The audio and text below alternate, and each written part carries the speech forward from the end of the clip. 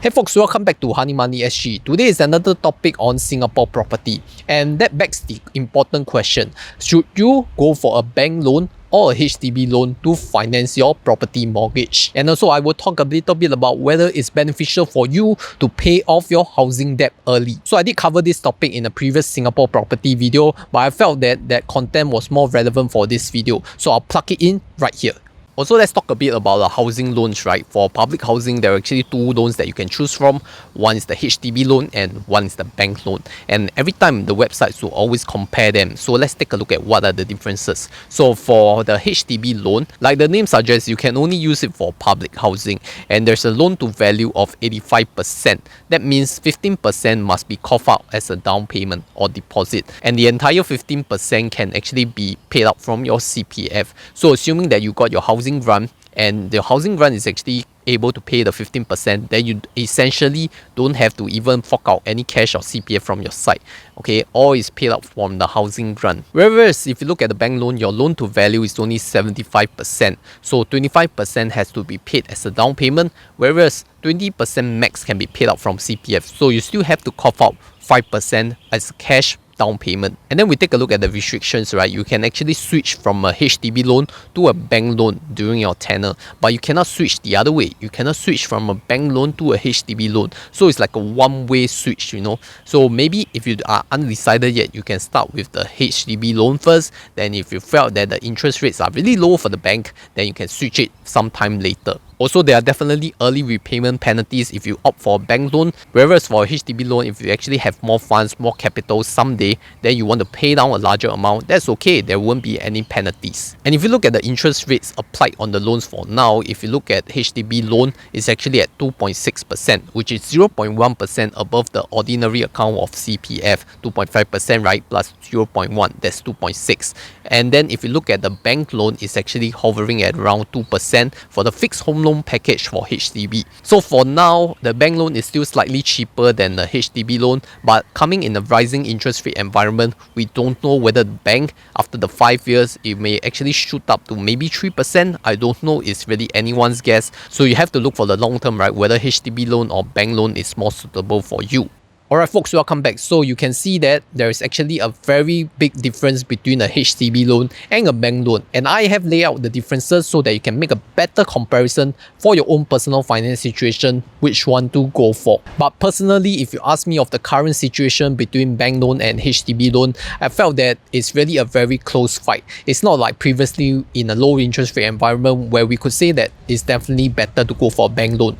Now with the interest rate rising environment, I don't think we can dismiss the fact that HDB loan actually looks rather attractive now with the 2.6% interest rate. But let's not forget that the housing loan is not actually fixed at 2.6%, but more of 0.1% above the CPF OA interest rate. So if the CPF board actually announced an increase in the CPF OA rate, then you can expect your CPF loan interest rate for HDB loan to increase as well. So with that, let's move on to the question of whether you should do early repayment or you should just stretch your housing loan mortgage to the maximum tenor possible. And there are actually two very distinct camps out of this. One side prefers to pay down your housing loan and mortgage as fast as possible to have a peace of mind, while the other camp prefers that you just stretch it out so that you can make use of the interest arbitrage. And I will explain a little between these two situations, right? Let's start off with the early repayment because I think that is easier for people to understand. Early repayment generally means that you are going debt-free because you have paid out your housing loan, you have no more mortgage, no debt under your name,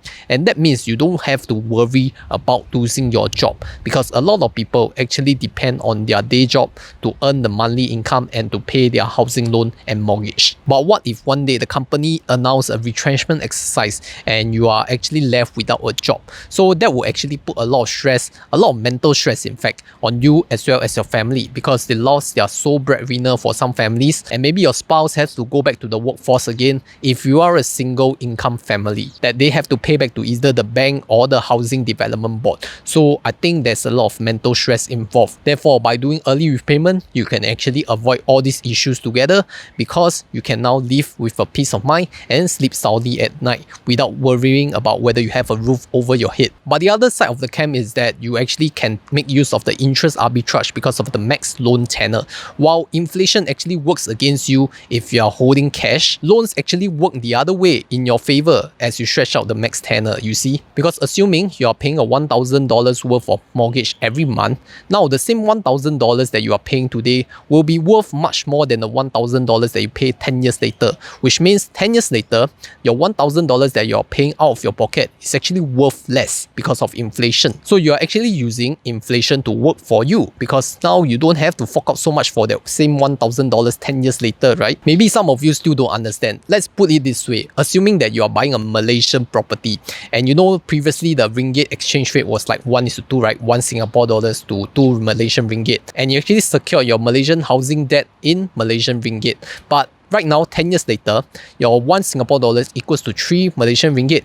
So assuming that you were paying 1,000 ringgit per month, now your ringgit actually worth much lesser in Singapore dollars form because of the inflation and the foreign currency exchange. So you see, it's actually a kind of inflation hedge if you actually stretch out your max tenor for the housing loan. And also the fact that you can do interest arbitrage between the housing loan interest rate and whatever you can generate in your CPF or your bank. Because if you take the current housing interest rate right now at around 2% per annum, and you can actually borrow money at 2% per annum to go and invest in other things. You want to invest in equities, you want to invest in REITs, you can even put money in your CPF to top up and of course earn the tax relief as well as the CPF attractive interest of 4% in your special account. Then you are making a gain of 2% per year, because CPF SA is gaining you 4% while you're borrowing at a rate of 2% per annum. So that is interest arbitrage. And the longer that you can stretch this, the longer you can use leverage to actually have that interest arbitrage. Because once you have done the early repayment, there's no more arbitrage to talk about. You are not using other people's money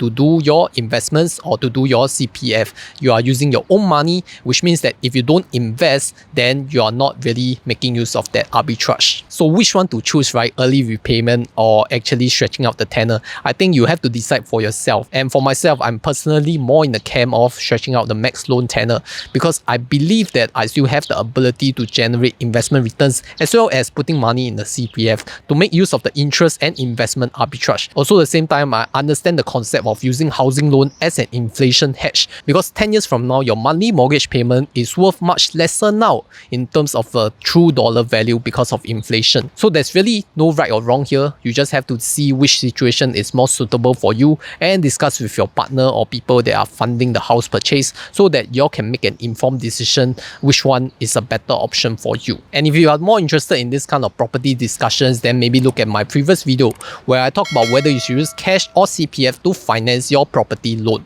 With that, thank you for watching. My name is Christopher. This is Honey Money SG, steering young adults to financial independence.